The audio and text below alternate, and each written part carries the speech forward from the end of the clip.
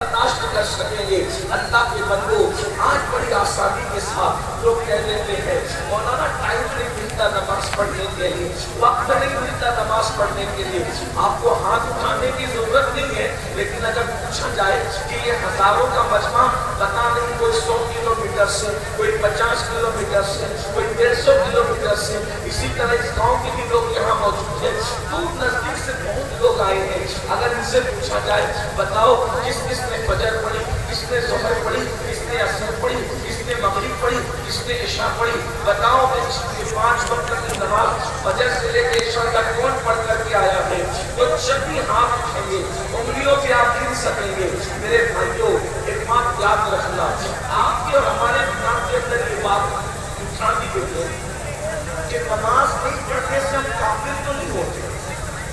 तो जब हम नमाज पढ़ने से काफिर नहीं होते तो फिर हमें नमाज पढ़ने की जरूरत है। लेकिन यहाँ जिम्मेदार उलमा बैठे हुए हैं, ये बात अपनी जगह दुरुस्त है कि हनफी मसलक के एतबार से बेनमाजी काफिर नहीं होता, लेकिन ये बात दुरुस्त नहीं है कि नमाज छोड़ने की वजह से वो जन्नती होता है। बेनमाजी काफिर नहीं होता, ये हम मानते हैं।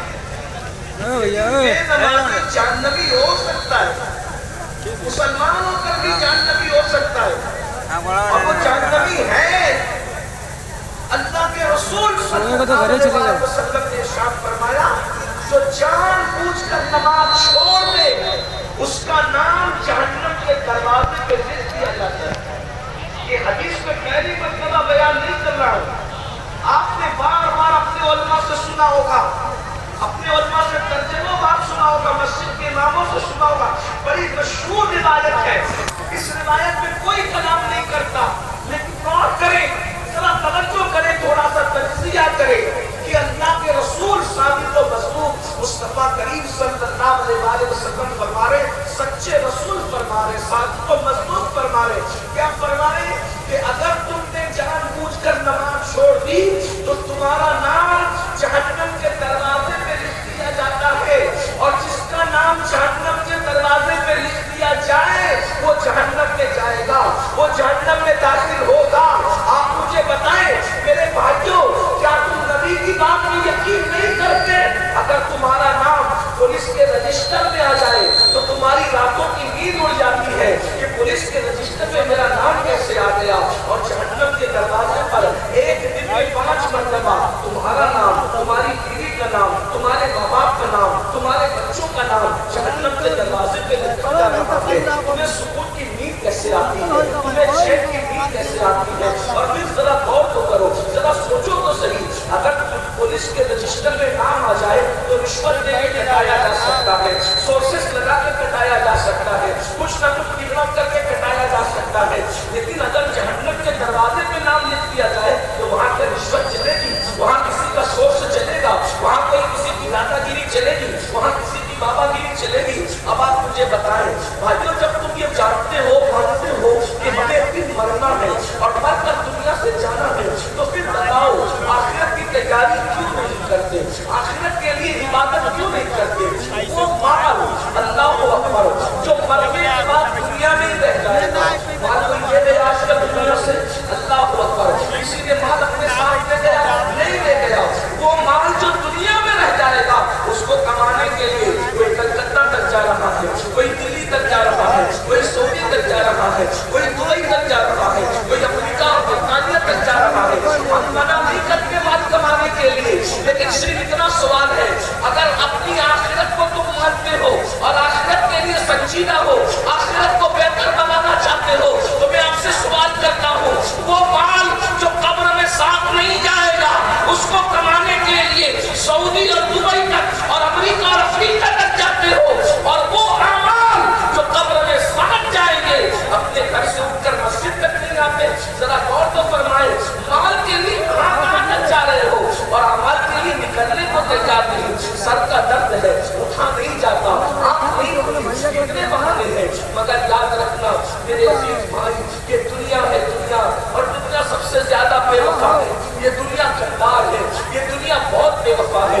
मेरे इमाम कहते हैं शहद भी खाए, जहर पिलाए, لائی شوہر کش اس مردار میں کیا لچایا دنیا دیکھی خالی ہے جب دنیا سے جاؤ گے نہ کوئی کپڑا لے جاؤ گے نہ کوئی دکان لے جاؤ گے نہ کوئی مکان لے جاؤ گے نہ محلات لے جاؤ گے کچھ نہیں لے کر کے جاؤ گے کیا لے جاؤ گے تو قرآن کہتا ہے ایک ہی چیز لے کر کے جاؤ گے لا تنس نصیبک من الدنیا دنیا سے اپنے نصیب کا مت بھولو سوائے کفن کے دنیا کی کوئی چیز تم قبر میں نہیں لے جاؤ گے اور بزرگوں نے فرمایا اگر اللہ راضی ہے تو ٹھیک ہے ورنہ یہ کفن بھی جہنم کی چادر بن جائے گا یہ کفن بھی جہنم کی آنکھ میں تبدیل ہو جائے گا میرے بھائیو میری قوم کے جوانوں ایک وقت کی نماز کے لیے صرف 10 منٹ کا ٹائم لگتا ہے صرف 10 منٹ کا ٹائم لگتا ہے 10 منٹ سے زیادہ کا ٹائم نہیں لگتا اللہ اکبر ہم سب کے لیے گھنٹوں گھنٹوں نکالتے ہیں رب کے لیے 10 منٹ اپنے اللہ کے لیے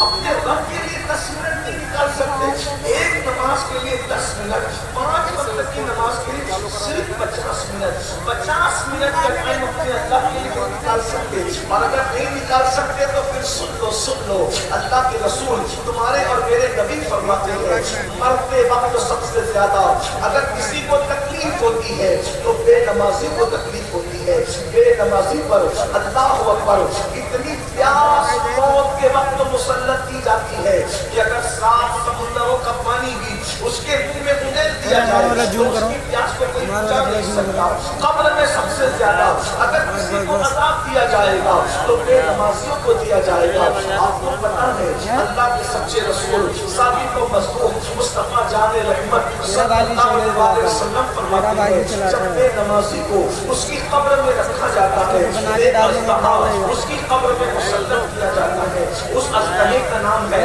شجاع الاقرع اور وہ گنجا سانپ ہے آقا فرماتے ہیں اس کے ڈسنے کا عالم یہ ہے کہ جب وہ سانپ کسی کو ڈستا ہے تو انسان ساتھ کا زمین کے اندر دھس جاتا ہے اور اس کے ڈسنے کی وجہ سے 1000 سال تک زہر انسان کے جسم میں گھومتا رہے گا اللہ کو بتاؤ ایک ٹن کا اگر وہ مار دے تو 7 گز یا 70 گز انسان زمین کے اندر جا کر کے دھس جائے اور آپ فرماتے ہیں لوہے کی اس کے ناخن لوہے اللہ اکبر 1000 سال تک کے اس کا زہر انسان کے جسم میں گھومتا رہے گا اور وہ ایک مرتبہ نہیں ڈسے گا بلکہ میرے آقا فرماتے ہیں اگر فجر نہیں پڑے تھے تو وہ ظہر تک ڈستا رہے گا ظہر نہیں پڑا تھا تو عصر تک ڈستا رہے گا عصر نہیں پڑا تھا تو مغرب تک ڈستا رہے گا مغرب نہیں پڑا تھا عشاء تک ڈستا رہے گا عشاء نہیں پڑا تھا رات بھر ڈستا رہے گا فجر تک کے اور آقا فرماتے ہیں یہ ڈسنے کا سلسلہ قیامت تک جاری رہے گا جب تک قیامت قائم نہیں ہو جاتی ذرا غور تو کیجیے میری قوم کے جوانوں میری بہنوں سے بھی پوچھتا ہوں ہمارا جسم اتنا کمزور ہے اگر مچھر کاٹ کے ہم بے چین ہو جاتے ہیں کٹمل کاٹ کے ہم بے قرار ہو جاتے ہیں چوٹی کاٹ لے ہم تڑپ جاتے ہیں بتاؤ کیا ہمارے جسم میں اللہ کے عذاب کو برداشت کرنے کی طاقت ہے اللہ اکبر ارے دنیا کا سانپ اپنے کھیت کا سانپ یا بچھو کاٹ لے ہم تڑپتے رہتے ہیں اللہ اکبر میرے بھائیوں بتاؤ جب ہم دنیا کے سانپ کے کاٹنے پر اتنا تڑپتے ہیں تو قبر کے اندر 2400 گھنٹہ نماز نہ پڑھنے کی وجہ سے جب وہ سانپ ڈسے گا جس کو شجاع الاقرع کہا جاتا ہے تو ہمارا کیا بنے گا اسی پہ بس نہیں صرف شجاع الاقرع کا معاملہ نہیں ہے پھر میرے آقا فرماتے ہیں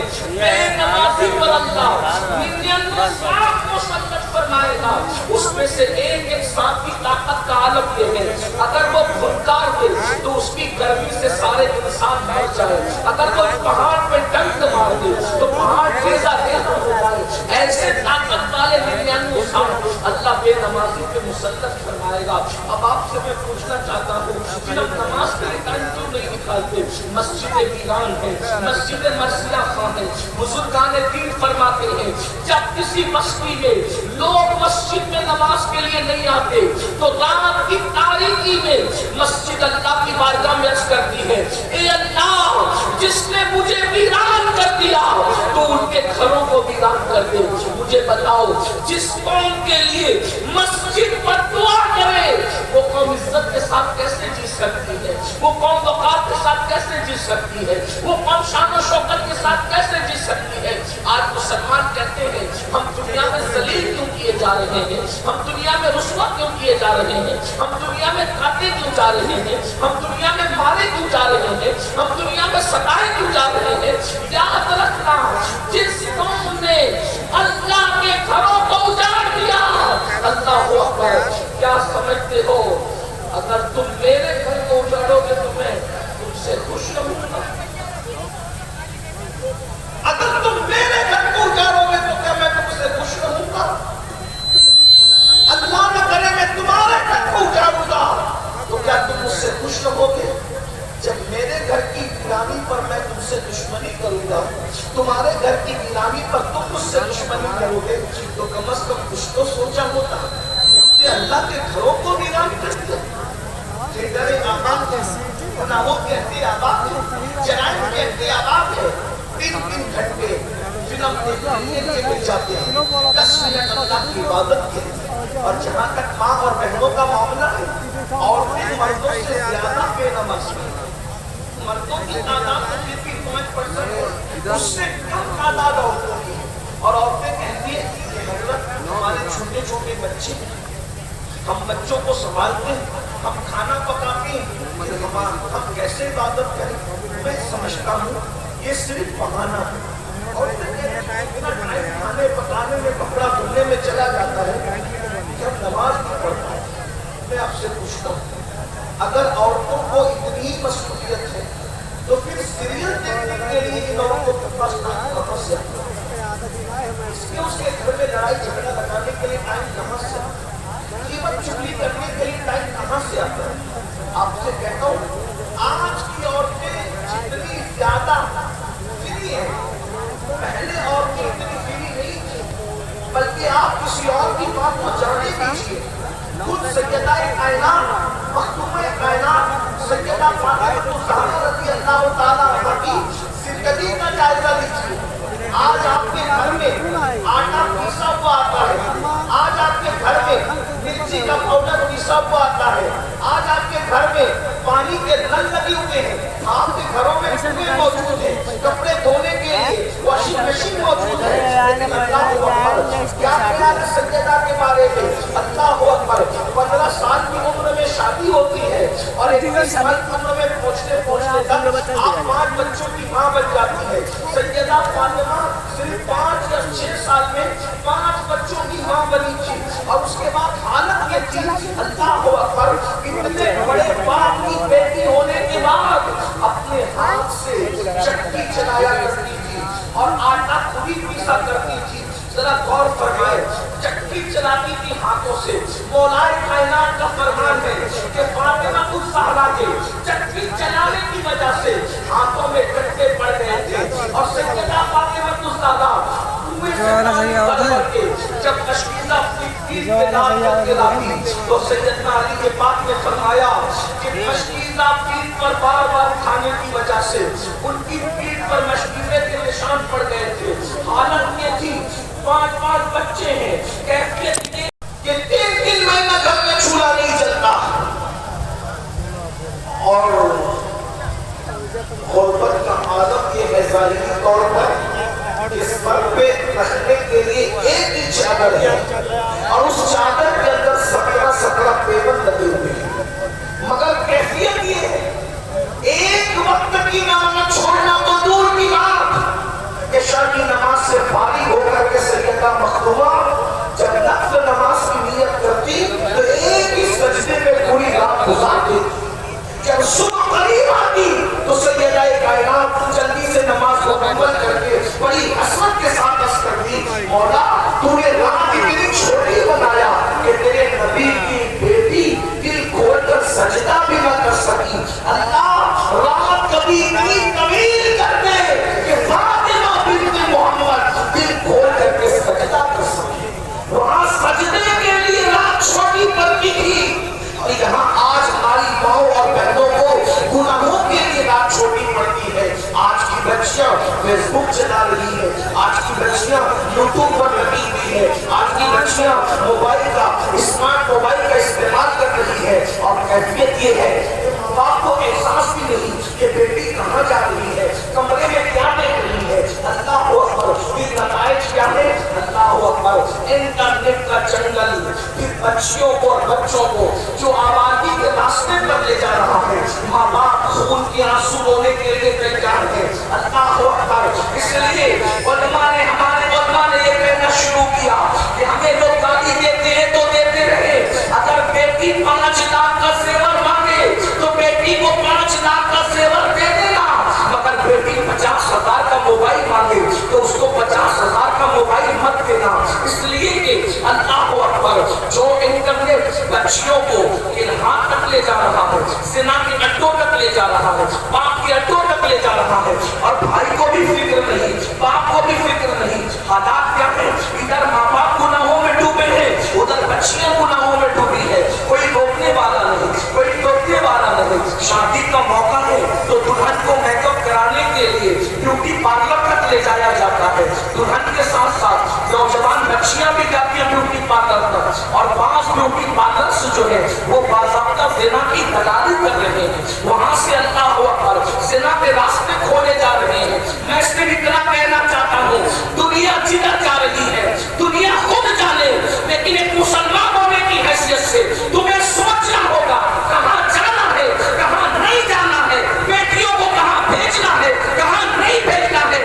ارے نادانو، مجھے بتاؤ، جس مذہب کے ماننے والی بیٹیاں نماز پڑھنے کے لیے مسجد نہیں جا سکتی، ان بیٹیوں کو بیوٹی پارلر جانے کی اجازت کس نے دے دی؟ جس مذہب کے ماننے والی بچیاں عید کی نماز پڑھنے کے لیے عیدگاہ نہیں جا سکتی، ان بچیوں کو اللہ اکبر میک اپ کے لیے بیوٹی پارلر پر نامحرم کافر فاسق و فاجر کے پاس جانے کے لیے اس نے اجازت دے دی۔ اللہ اکبر، مہندی لگانے کے لیے بیٹیاں مہندی کلبوں میں جا رہی ہے، میک اپ کے لیے بیوٹی پارلر جا رہی ہے۔ مجھے بتائیے، اللہ اکبر، نہ ماں روکنے کو تیار، نہ باپ روکنے کو تیار، نہ بھائی روکنے کو تیار، نہ شوہر روکنے کو تیار۔ سن لو، اپنے گھر کی عورتوں کو بے پردہ گھمانے والوں، بیوٹی پارلروں تک پہنچانے والوں، وہ تو عذاب بھگتے گی، لیکن تم اپنا انجام سن لو۔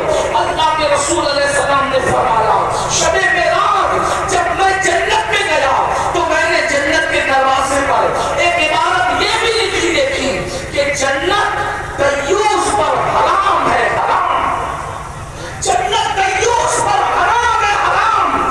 جنت کی خوشبو دیوس لوگ سونگھ نہیں پائیں گے، یہاں تک کہ 500 سال سے 500 سال کی دوری سے جنت کی خوشبو آتی ہے، لیکن دیوس نہ جنت کی خوشبو سونگھے گا، نہ جنت میں داخل ہوگا۔ تو صحابہ نے پوچھا، یا رسول اللہ، یہ دیوس کون ہے؟ دیوس کسے کہتے ہیں؟ تو میرے آقا فرماتے ہیں، جس گھر کی عورتیں بے پردہ گھومیں اور وہ مرد منع نہ کرے، وہ دیوس ہے، دیوس۔ اللہ نہ اس کی نمازیں قبول کرتا ہے، نہ اس کی دعائیں قبول کرتا ہے، نہ اس کا فرض قبول کرتا ہے، نہ اس کا نفل قبول کرتا ہے۔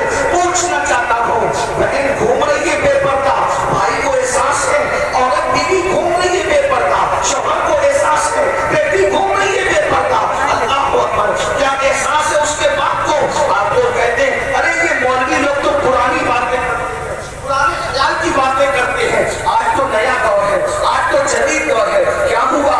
دنیا جدید دور پر مر گئی، لیکن مسلمان کا حال یہ ہے، ہم کہتے ہیں اگر ترقی کرنا ہے تو لوگ آگے کی طرف جائیں، اور مسلمان کو ترقی کرنا ہے تو وہ مصطفیٰ جان رحمت کے قدموں میں پیچھے کی طرف جائیں۔ کل بھی ہمیں ترقی ملی تھی مصطفیٰ جان رحمت کے قدموں کی وجہ سے، اور آج بھی ترقی ملے گی مصطفیٰ جان رحمت کے قدموں میں آنے کی وجہ سے۔ بیٹیاں پتلے پتلے لباس پہن رہی ہیں، بیٹیاں آدھی آستین کے کپڑے پہن رہی ہیں، بیٹیاں دوپٹوں کو لٹکا کر مفلر کی طرح گلے میں بازاروں میں گھوم رہی ہیں، ولیمے میں گھوم رہی ہیں۔ شادیوں کا حال اتنا برا ہو گیا ہے مسلمانوں کی، اب تو نکاح پڑھانے جانے کا بھی دل نہیں چاہتا، دل نہیں چاہتا۔ صحیح کہہ رہے ہیں، ایسا نہیں کہ اللہ نے نواز دیا تو کوئی گھمنڈ کی بات کرے. اللہ جانتا ہے دلوں کے حالات کو. اب رشتہ داروں کی شادیوں میں بھی شامل ہونے کو دل نہیں چاہتا, کسی کی شادی میں جانے کو دل نہیں چاہتا. کیوں؟ اتنی بے پردگی ہے, اتنے گندے حالات ہیں. لوگ صرف کیا سمجھتے, شادی میں ڈی جے نہیں لگایا تو یہ شادی شریعت کے مطابق ہو گئی. صرف ڈی جے نہ لگانے سے شادی شریعت کے مطابق نہیں ہوتی. شریعت کے کچھ تقاضے اور بھی ہیں. بچیاں گلے میں دوپٹے لٹکا کر بالوں کی نمائش کرتے ہوئے پھر رہے ہیں, کون روکنے والے؟ اور اب تو پاکستانی سیریلوں کی لعنت یہ ہے کہ اسٹیج سجایا جاتا ہے, اس پر دولہا بھی ہوتا ہے دلہن بھی ہوتا ہے, دونوں ہوتی ہے, دونوں ایک کرسی پر بیٹھتے ہیں, دونوں کرسی پر بیٹھتے ہیں اور ملنے والے سب محرم نامحرم دونوں سے ہاتھ بھی ملاتے ہیں. اور بعض جگہ بڑے شہروں میں تب ہاتھ سے بڑھ کر گلے بھی ملتے ہیں. آپ سے میں پوچھتا ہوں, ہم سیریل دیکھ کر زندگی گزارنے کا طریقہ سیکھیں گے؟ ذرا بتاؤ. سیریل کا محتاج وہ مذہب ہے جس کے پاس قرآن جیسی زندہ کتاب نہیں ہے, جس کے پاس مصطفیٰ جان رحمت جیسا قائد اور اسوہ نہیں ہے, جس کے پاس احادیث رسول جیسی نعمت نہیں ہے. ہم سیریلوں کے محتاج نہیں ہیں. ہمارا مذہب اتنا پاکیزہ اور پوتر ہے کہ ہمارے نبی نے بیت الخلا میں جانے کے طریقے سے لے کر کے قبر میں داخل کرنے کے طریقے تک ہمیں مکمل زندگی سکھا دی ہے. یا یوں کہہ لے کہ بچے کے کان میں اذان دینے سے لے کر موت کی آخری ہچکی کے بعد قبر میں لے جاتے وقت کیا دعا کی جائے گی, ہمارے نبی نے ہر چیز سکھا دی ہے. ہم کسی سیریل کے بھی محتاج نہیں ہے, کسی ایکٹر کے بھی محتاج نہیں ہے, کسی اداکار کے بھی محتاج نہیں ہے. ہمارے نبی نے یہاں تک بتایا کہ ناک سیدھے ہاتھ سے صاف کرنی ہے کہ الٹے ہاتھ سے. اتنا بھی میرے نبی نے بتا دیا. بیت الخلا میں سیدھا پیر ڈالنا ہے کہ الٹا پیر ڈالنا, یہ بھی بتا دیا. اسی لیے ایک یہودی نے حضرت سلمان فارسی کو تانا دیا, یہ کیسا دین ہے کہ بیت الخلا جانے کا طریقہ بھی بتاتا ہے. تو سلمان فارسی نے جواب دیا, یہی تو دین ہے کہ بیت الخلا جانے کا طریقہ بھی بتاتا ہے. نعرہ تکبیر, نعرہ رسالت, حضور سید صاحب اللہ. ہمارے دین نے ہمیں کہیں کرشنا قانون نہیں چھوڑا. یہ جب چچا زاد بھائی سے مصافحہ کرنا جائز ہے, اور جب چچا زاد بھائی سے مصافحہ کرنا جائز نہیں بالغ لڑکی کا, ماموں زاد بھائی سے مصافحہ کرنا جائز نہیں, پھپھی زاد بھائی سے مصافحہ کرنا جائز نہیں, سگے بہن بھائی سے مصافحہ کرنا جائز نہیں. حتیٰ کہ ایک بات بتاؤ, بھائی جوان ہو جائے نا تو احتیاط اور تقوی کے طور پر جوان بہن کا جوان بھائی کے گلے ملنا بھی جائز ہے. ایک بات مجھے یاد آ رہی ہے تقوی کی, کیا تقوی اور کیا تقدس ہے. اللہ کے رسول علیہ السلام فرماتے ہیں ایک مرد اور ایک عورت دونوں کو اکیلے میں بیٹھنے کی, تنہائی میں رہنے کی اجازت نہیں دیتا. تو صحابہ کرام نے پوچھ لیا, اللہ صحابہ پہ رحمت فرمائے, بہت مشکل ہے, ہمارے لیے آسانی کر دیتے تھے. صحابہ نے پوچھا اگر عورت اور مرد دونوں نیک ہوں اور اکیلے بیٹھنا چاہیں تو تب آپ اجازت دیں گے؟ تو میرے آقا فرماتے ہیں اگر مرد حضرت یحییٰ علیہ السلام کی طرح نیک ہو, توجہ, مرد اگر حضرت یحییٰ علیہ السلام کی طرح نیک ہو اور عورت اگر حضرت مریم کی طرح نیک ہو اور دونوں اکیلے بیٹھنا چاہیں تو بھی میں دونوں کو اکیلے بیٹھنے کی اجازت نہیں دے سکتا. جب یحییٰ علیہ السلام جیسا مرد, وہ تو معصوم ہے, نبی ہے کوئی نبی؟ تم میں کون نبی ہے؟ معاذ اللہ, کیا اس کا کوئی تصور کر سکتا ہے؟ ہمارا عقیدہ تو ہے کہ نبوت ختم ہو چکی ہے, ختم نبوت, حضور کے سر پر ختم رسالت کا تاج. جب یحییٰ علیہ السلام جیسے نبی کے ساتھ، معصوم کے ساتھ، مریم جیسی محفوظ عورت جس کی شان میں قرآن کی 3 صورتیں نازل کی ہیں، مریم اللہ کی وہ محبوب بنتی ہے جس کے پیٹ کے درد اور کراہنے کو بھی قرآن نے بیان کر دیا ہے۔ ایسی صاحب کرامت عورت کے بارے میں اللہ کے رسول فرما رہے ہیں کہ میں مریم کو بھی یحییٰ جیسے مرد کے ساتھ اکیلے بیٹھنے کی اجازت نہیں دیتا۔ اپنے آپ سے سوال کرتا ہوں، مجھے بتائیں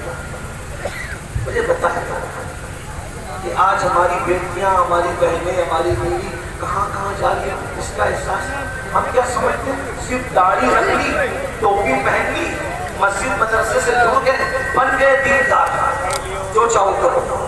میرے بھائیوں، اللہ کی لعنت برستی ہے ان مردوں پر جو اپنے گھر کی عورتوں کو پردے کا حکم نہیں دیتے۔ اب عورتیں اس سے سمجھتے کہ جو حکم نہ دے پردے کا، ان مردوں پر لعنت برستی ہے۔ تو جو عورتیں بے پردہ گھومتی ہوں گی ان کا کیا؟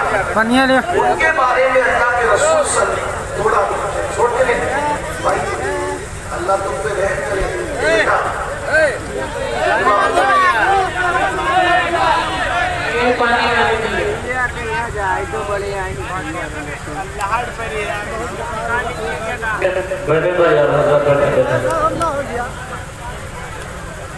پانی رہنے دے بھائی، تھوڑی دیر بیٹھے۔ تھوڑی دیر سن، یہ قوم کربلا والوں کی دیوانی ہے۔ یہ پیاسے رہ کر جب شہید ہونے والوں کی دیوانی ہے تو یہ 10-15 منٹ بیٹھ کے پیاسے تقریر نہیں سن سکتے؟ اب نہیں سن سکتے تو پی لو پانی، میں تھوڑی دیر رک جاتا ہوں، آپ 10 منٹ کا وقفہ لے لیجیے، پانی پی لیے، پھر تقریر کرتا ہوں۔ اور اگر